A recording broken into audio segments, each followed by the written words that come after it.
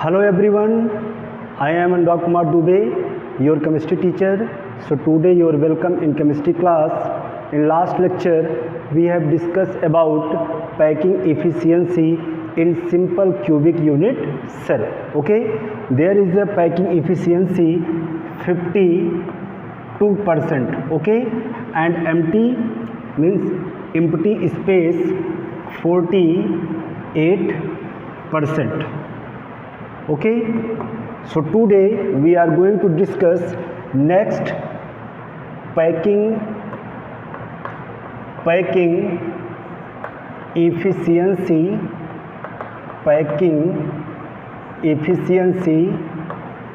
for BCC, body centered cubic unit cell. For BCC, body centered cubic unit cell. Okay, first of all required a body centered cubic unit cell. Okay, body centered cubic unit cell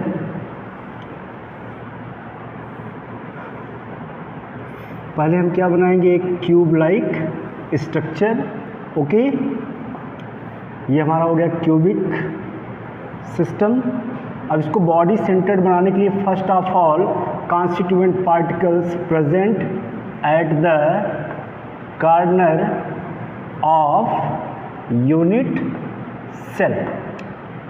okay, clear. And for BCC one constituent particles present in the center of body. Okay, this is BCC type of unit cell. Okay, and number of rank or number of atom in BCC or body centered unit cell, we know very well at the corner there is the 8 constituent particles and participation of 1/8 plus body में 100% का होता है, मतलब 1. Total कितना हो जाएगा, there is a 2 atom present in body centred unit cell. Okay, so is length कितना है, A. First point is length is A. Okay, and volume of unit cell कितना होता है, कल मैंने बताया था A cube. Okay, next point rank या atom in per unit cell, और भी बीसीसी है तो कितना है, there is 2. Okay, and volume of an atom का वॉल्यूम कितना होता है, 4/3 पाई आर क्यूब. ओके, अब इनसे हम क्या करेंगे, कैलकुलेट करेंगे packing efficiency of body centred unit cell का. ओके, तो फार्मूला हमको पता है. फर्स्ट ऑफ ऑल हम क्या कैलकुलेट करेंगे, packing fraction. Okay, packing fraction. तो पैकिंग फ्रैक्शन में क्या हो जाएगा, पैकिंग फ्रैक्शन में नंबर ऑफ एटम्स कितने हैं, 2. ओके, इनटू क्या हो जाएगा, वॉल्यूम कितना है, 4/3 पाई आर क्यूब. ओके, एक स्टेटमेंट हमारा बचा रह गया, relation between A and R. Okay, तो यहाँ पे क्या हो जाएगा, R equal to √3a/4. Okay, R equal to √3a/4. तो A इक्वल टू क्या हो जाएगा, A equal to 4R upon √3. Okay, ये कितना हो जाएगा, ए इक्वल टू 4r अपॉन √3। तो यहाँ पे वैल्यू क्या किसकी रखनी है हमको, ए की वैल्यू रखनी है। तो ए की वैल्यू क्या हो जाएगा यहाँ पे 4r अपॉन √3। तो 4r अपॉन √3 का क्या हो जाएगा यहाँ पे क्यूब। ओके, ये हो गया। अब इसको हम कैलकुलेट कर लेते हैं।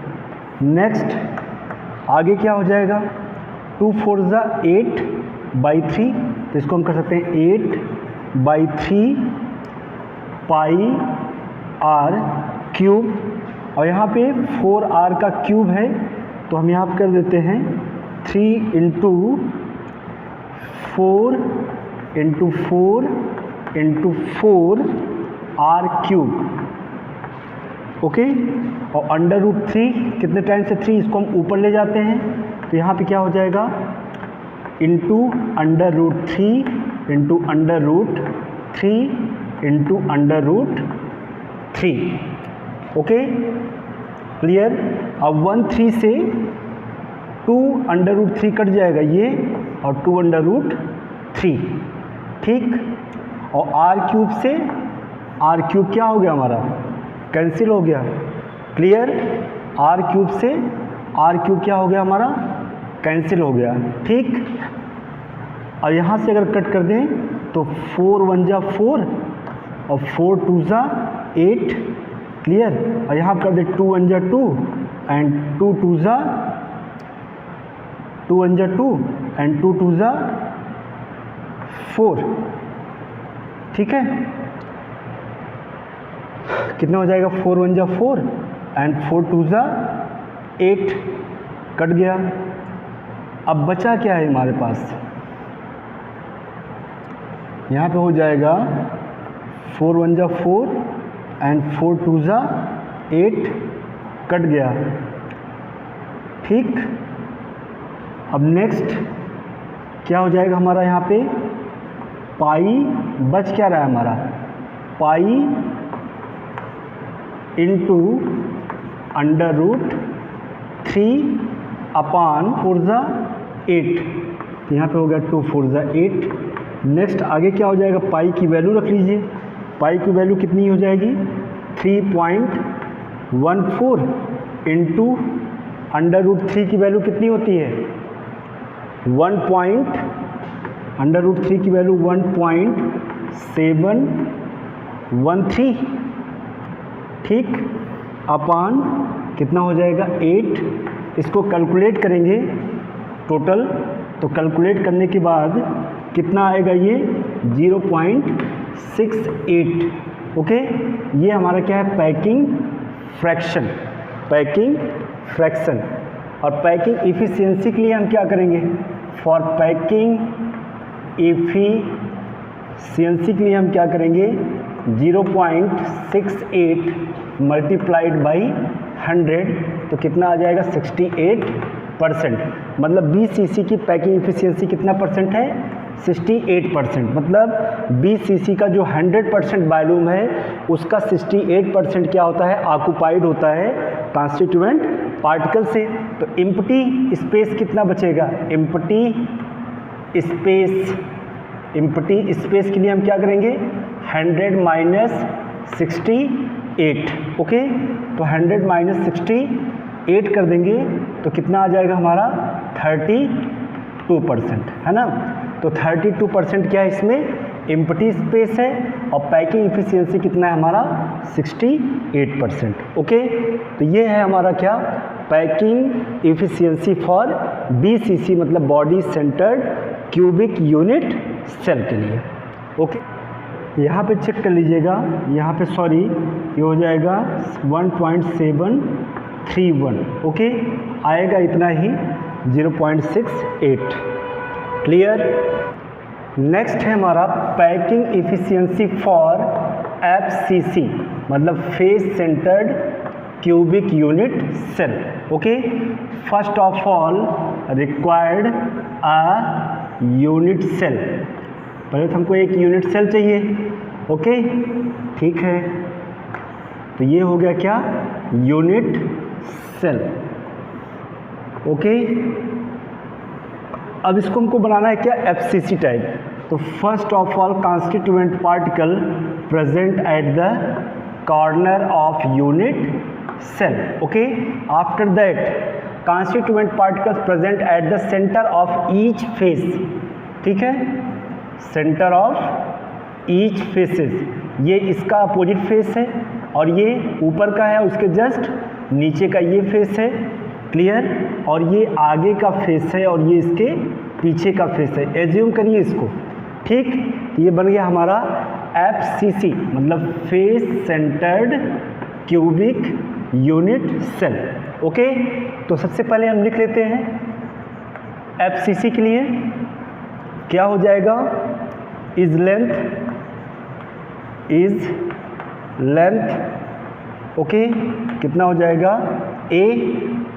Okay, next volume of unit cell, unit cell का वॉल्यूम लिख लीजिए, कितना हो जाएगा, ए क्यूब। क्लियर, और रैंक या atom in per unit cell, कितना होता है एफसीसी के लिए, 4। आपने काउंट किया था, कार्नर पे कितना होता है, 8 इंटू 1/8, और फेस पे कितने टोटल, 1 2 3 4 5 6, तो यहाँ पे क्या हो जाएगा, 6 इंटू 1/3, मतलब कितना आ जाएगा टोटल, 4 पार्टिकल्स। क्लियर, ये नेक्स्ट स्टेटमेंट। और नेक्स्ट क्या हो जाएगा हमारा,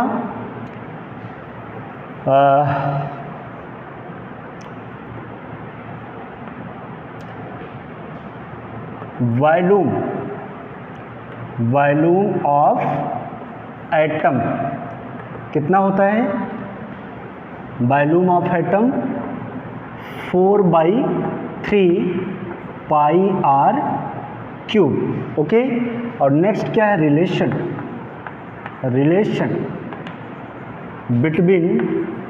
बिटवीन ए एंड आर, या आर एंड ए का रिलेशन क्या होता है।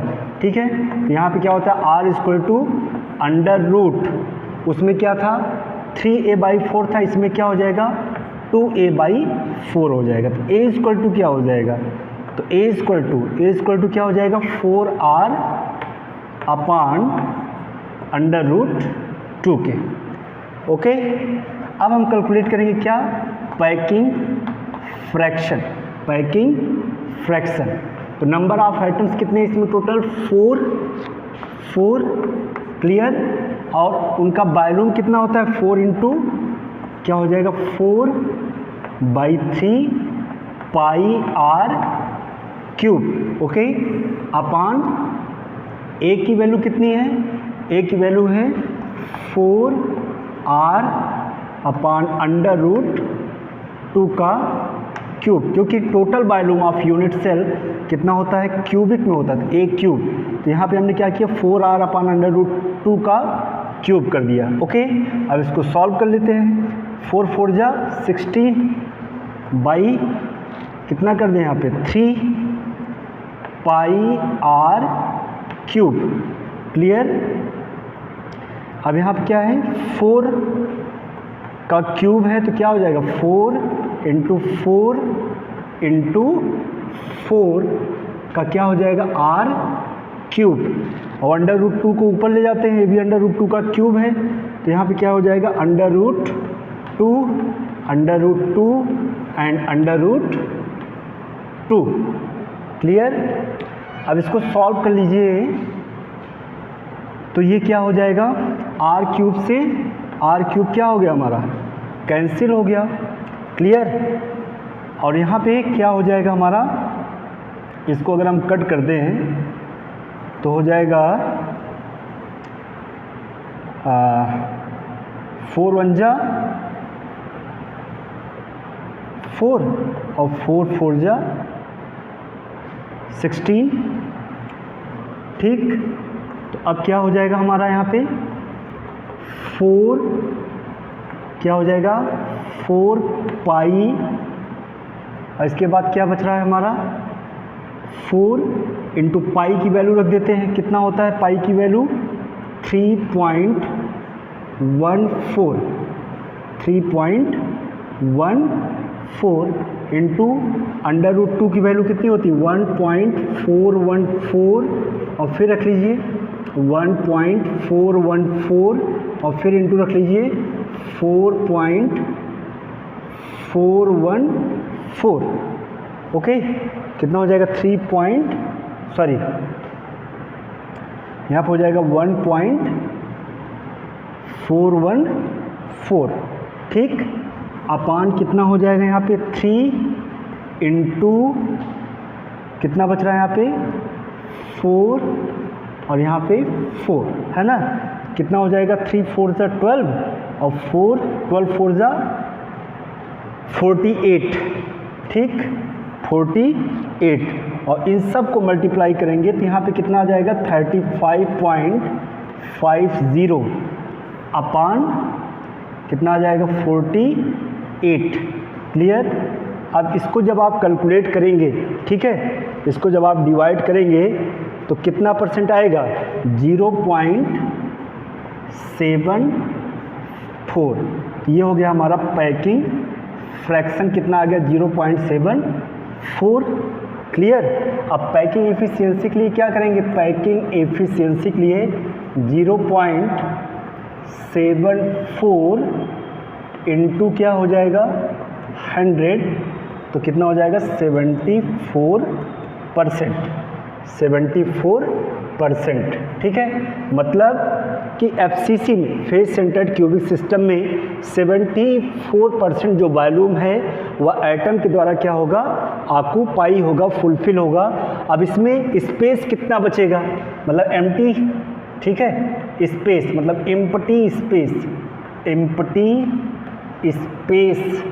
एम्प्टी स्पेस कितना हो जाएगा हमारा 100 माइनस 74 मतलब 26%, मतलब इसमें सबसे कम स्पेस बचेगा, ठीक है 26%। और पैकिंग इफिशियंसी कितना होगा 74% होगा, ठीक है। इसका मतलब कि सबसे अच्छी पैकिंग किस में हो रही है एफसीसी में 74%, उससे कम किस में हो रहा था बीसीसी में कितना 68%, और सबसे कम पैकिंग इफिशियंसी किस में थी सिंपल क्यूबिक यूनिट सेल में कितना 52%। ओके, और ये डेटा क्या है बहुत ही इंपॉर्टेंट है, इसी को हमें याद रखना बहुत ज़रूरी है, ठीक है ना, कि बीसीसी की पैकिंग इफिशियंसी क्या है, उसका एमटी कितना है, या एफसीसी का पैकिंग इफिशियंसी कितना है, एमटी कितना है, ठीक है, या आपका सिंपल क्यूबिक यूनिट सेल है उसका पैकिंग इफिशियंसी कितना है और उसमें एमटी कितना है, मतलब एम्प्टी स्पेस कितना है। समझ में आ गया इसको। ओके, ठीक है, तो ये हो गया आपका packing efficiency for simple cubic unit cell, body centred unit cell and face centred unit cell. Okay, चलिए इसका थोड़ा सा समरी ले लेते हैं हम, ठीक है, जो हमको माइंड में सेटअप करना है, जो हमेशा हमको याद रखना है। ओके, चलिए आइए लेते हैं समरी। इसके लिए एक ऐसे छोटा सा टेबल क्रिएट कर लेंगे। ओके, यहाँ पे हो जाएगा क्रिस्टल सिस्टम और यहाँ पे पैकिंग इफिशियंसी और यहाँ पे एम्प्टी वाइड्स, मतलब खाली स्थान जो ऑक्युपाइड नहीं हो रहा है उसी को हम क्या बोलते हैं वाइड्स। ओके, तो पहला कौन सा था सिंपल और primitive simple unit cell, second क्या था बॉडी सेंटर्ड मतलब बॉडी सेंटर मतलब बीसीसी। ओके, और थर्ड क्या था face centred unit cell FCC. Okay, तो पैकिंग इफिशियंसी सिंपल में कितना था 52%। ओके, एंड बीसीसी में कितना था 68% और एफसीसी में कितना था 74%। ओके, तो इसका वाइड्स कितना था, मतलब एम्प्टी इसका था 48% और इसका कितना था 32%। 2% और इसका कितना था 26%। Okay, this table is most important, ये बहुत ही इम्पॉर्टेंट है, ठीक है।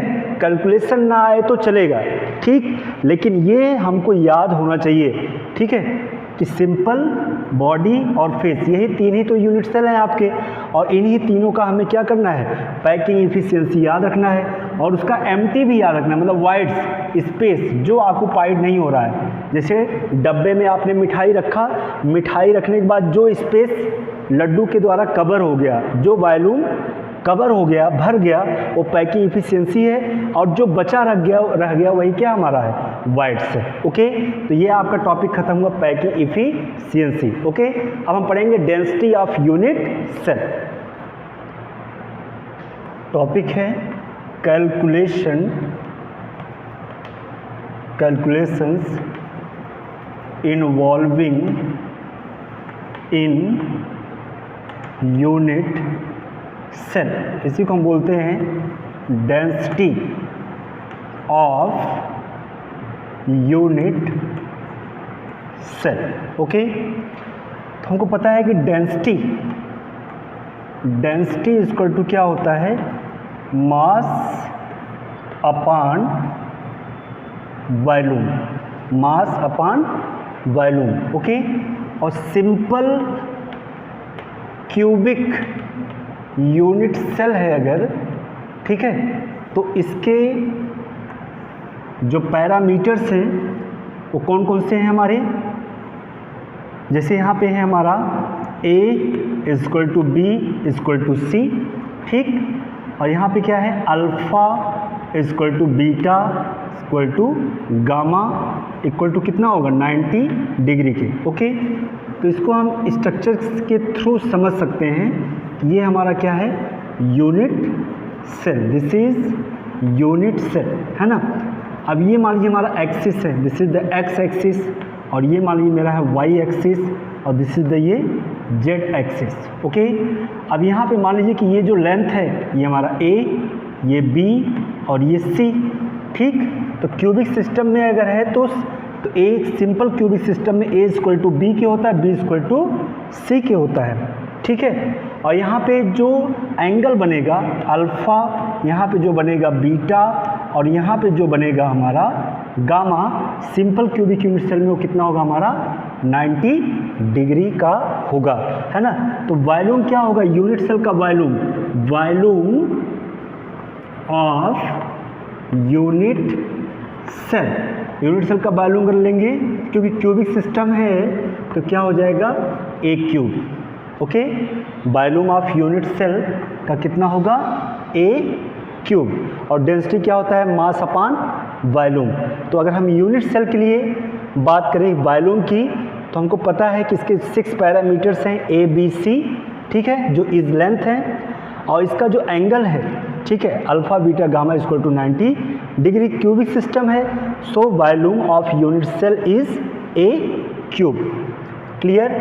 अब हमको पता करना है मास ऑफ यूनिट सेल, तो क्या है हमारा, mass of unit cell. Okay, तो मास ऑफ यूनिट सेल क्या होता है, number of atoms in unit cell. Okay, मतलब कितने नंबर में एटम्स प्रेजेंट है किसमें, यूनिट सेल में, इनटू क्या हो जाएगा, mass of each atom, mass of each atom. तो number of atoms in unit cell represented as Z into mass of each atom का किसे दिखाएंगे, एम। ओके, तो where is the Z, Z हमारा क्या, तो जेड क्या है, what is Z, Z is the number of atoms present in one unit cell. Okay, one unit cell. And what is the M, M is the mass of one atom. Okay, M क्या है, mass of one, तो क्या हो जाएगा, mass of atom present in 1 unit cell, mass of atom present in 1 unit cell। तो क्या हो जाएगा मास के लिए, यहाँ पे हो जाएगा m equal to molar mass upon Na। Clear. देखिए यहाँ पे तो क्या बता रहा है हमारा number of atoms in unit cell, ठीक। और m क्या है, mass of each atom, mass of each atom. तो देखिए z क्या बता रहा है, number of atoms present in 1 unit cell, ठीक है। z जो है कितने नंबर में एटम प्रेजेंट है एक यूनिट सेल में उसको बता रहा है, और m क्या बताता है, मास ऑफ 1 एटम, एक एटम का मास बताता है। लेकिन हमें क्या चाहिए, mass of atom present in 1 unit cell. तो इसके लिए हमें क्या करना पड़ेगा, mass equal to molar mass upon Na। तो m क्या है, what is the m, m is the molar mass, m is the molar mass, okay, and what is the Na, Na is the Avogadro's number, क्या है ये, एवागेड्रोस number है, और value कितना होता है 6.023 इंटू 10⁻23, ओके। सो फार्मूला क्या हो जाएगा डेंसिटी के लिए, डेंसिटी के लिए फार्मूला क्या हो जाएगा, density of unit cell, mass of unit cell upon volume of unit cell, mass of unit cell. तो क्या हो जाएगा डेंसिटी, डेंसिटी मतलब डी से रिप्रेजेंट कर दे रहे हैं, तो डी इक्वल टू क्या हो जाएगा, mass of unit cell upon volume of unit cell, okay, clear. तो फार्मूला क्या निकल करके आएगा, ठीक है। तो फार्मूला मैं यहाँ पे लिख देता हूँ कि डेंसिटी को रिप्रेजेंट करते हैं किससे, हम रो से, ओके। तो रो इक्वल टू क्या हो जाएगा, मास ऑफ यूनिट सेल, ठीक। तो नंबर ऑफ रैंक होना चाहिए, रैंक के लिए हम क्या लिखते हैं, नंबर ऑफ आइटम z, ठीक, ये हो गया z इनटू क्या हो जाएगा, मोलर मास अपॉन क्या हो जाएगा यहाँ पे a क्यूब मतलब क्या, वॉल्यूम ऑफ यूनिट सेल, या a क्यूब के प्लेस पे हम क्या लिख सकते हैं v, ठीक है, v भी हम लिख सकते हैं, ठीक है। तो a क्यूब इंटू अगर मोलर मास है तो यहाँ पे क्या कर देंगे Na, मतलब एवागेड्रोस नंबर, ओके। तो ये है हमारा क्या, density of unit cell, density of unit cell, clear. अब हमको कुछ भी कैलकुलेट करना हो तो हमको कैलकुलेट कर सकते हैं, ठीक। हमको z निकालना हो, हमको मोलर मास निकालना हो, हमको वॉल्यूम निकालना हो, हमको डेंसिटी निकालना हो, तो इसी फार्मूले से हम सब निकाल सकते हैं, ओके, क्लियर। जैसे मान लीजिए हमको z निकालना है, ठीक है, या वॉल्यूम निकालना है, तो हम लिख सकते हैं क्या, a क्यूब इक्वल टू क्या हो जाएगा, a क्यूब हो गया यहाँ पे, ठीक है, और यहाँ पे ला करके क्या कर देंगे रो, और यहाँ पे z into M upon Na हो जाएगा, ठीक। तो ये है हमारा क्या, किसके लिए फार्मूला है ये फार्मूला है हमारा डेंसिटी कैलकुलेट करने के लिए, ठीक है। या इसी को हम क्या लिख सकते हैं, डेंसिटी मतलब रो इक्वल टू यहाँ पे हम लिख सकते हैं, अगर मोलर मास नहीं है तो यहाँ पे लिख सकते हैं z into M upon a cube, ठीक। या फिर अगर मोलर मास है तो रो इक्वल टू क्या हो जाएगा, z into molar mass capital M से लिखेंगे अपॉन क्या हो जाएगा यहाँ पे a क्यूब इंटू Na, ठीक, ओके। तो ये है हमारा क्या, डेंसिटी कैलकुलेट करने के लिए फार्मूला। चलिए एक क्वेश्चन सॉल्व करते हैं। क्वेश्चन है हमारा, a metal crystallizes as FCC मतलब face centred cubic system lattice with is length of 450 picometer. Okay, and molar mass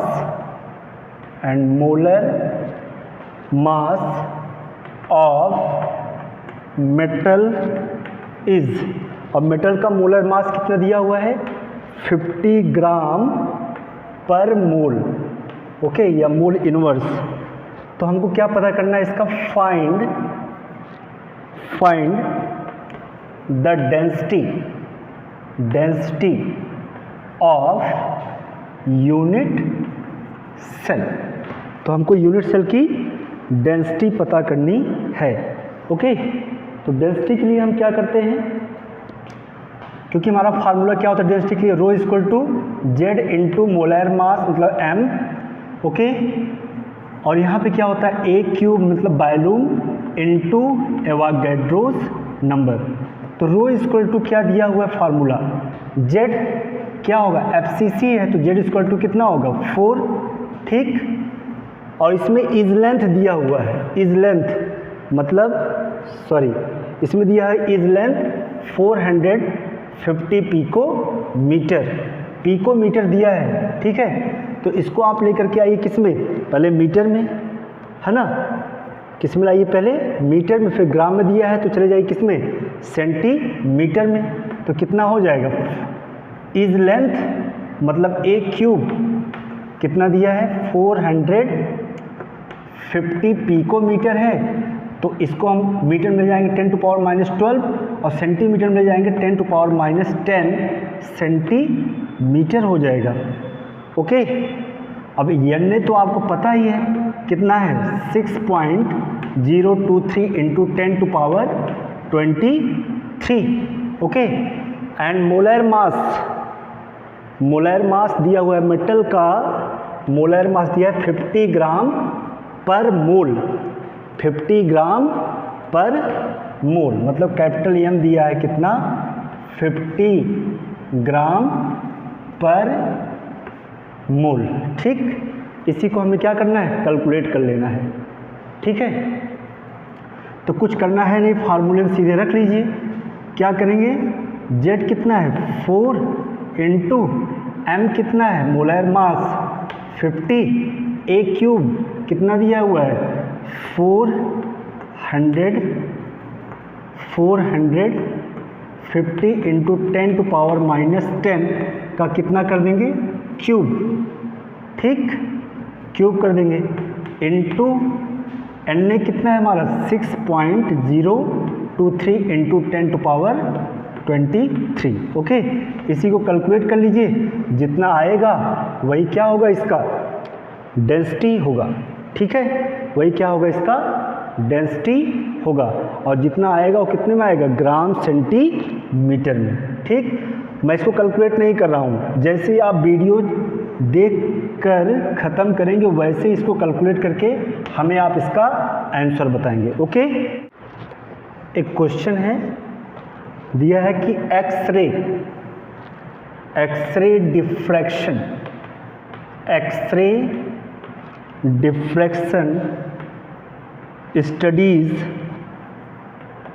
studies so that copper crystallizes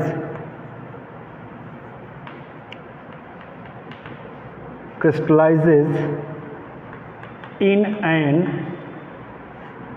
FCC मतलब face centred cubic unit cell with cell is of 3.608 into 10 to power -8 centimeter. Okay, in a separate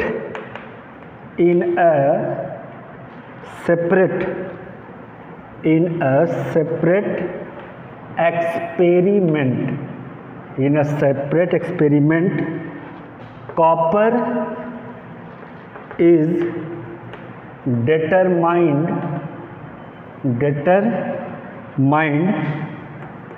to have density of 8.92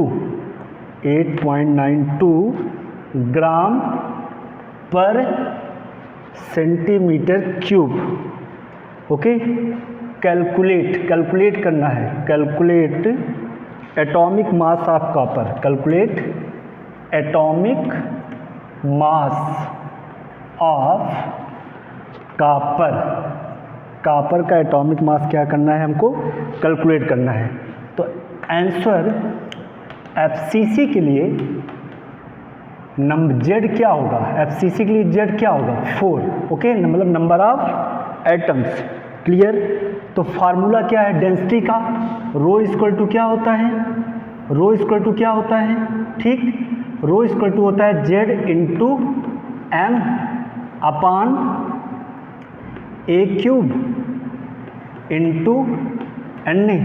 ठीक, तो हमको क्या पता करना है, M, ठीक है, तो एम निकाल लीजिए यहाँ से, तो हो जाएगा क्या, एम इक्वल टू डी मतलब डेंसिटी, और एन ए मतलब डी इंटू एन ए, और यहाँ पे ए क्यूब अपान जेड। ओके, अब वैल्यू को रख दीजिए, एम इक्वल टू क्या हो जाएगा, डेंसिटी, डी दिया हुआ है कितना, 8.92 ग्राम, ठीक है, centimetre cube, into N A की वैल्यू पता ही है 6.023 इंटू 10⁻23। ठीक है, और इसके बाद फिर क्या है हमारा ए क्यूब की वैल्यू क्या हो जाएगी, ए क्यूब की वैल्यू कितना दिया है, 3.608 इंटू 10⁻⁸। ठीक है, 10⁻⁸, इसका पावर का कितना हो जाएगा क्यूब, क्योंकि ए क्यूब है, और अपान कितना हो जाएगा, अपान कितना नीचे जेड इसके लिए कितना है 4। ओके, इसी को कैलकुलेट कर दीजिए, आ जाएगा आपका आंसर, मतलब एम मतलब एटॉमिक मास, वो जिसमें जितना आएगा उतना आंसर में क्या आएगा, यूनिट, उतना यूनिट। ओके, तो इसको सॉल्व करके इसका आंसर हमको तुरंत आप बताइए वीडियो देखने के जस्ट बाद। ओके, आज के लिए इतना काफ़ी है। तो आज आपने क्या पढ़ा, डेंसिटी पढ़ा ऑफ यूनिट सेल का, ठीक है, और उसके पहले आपने क्या पढ़ा, packing, efficiency for BCC and FCC. So आज के लिए इतना काफ़ी है। Thank you.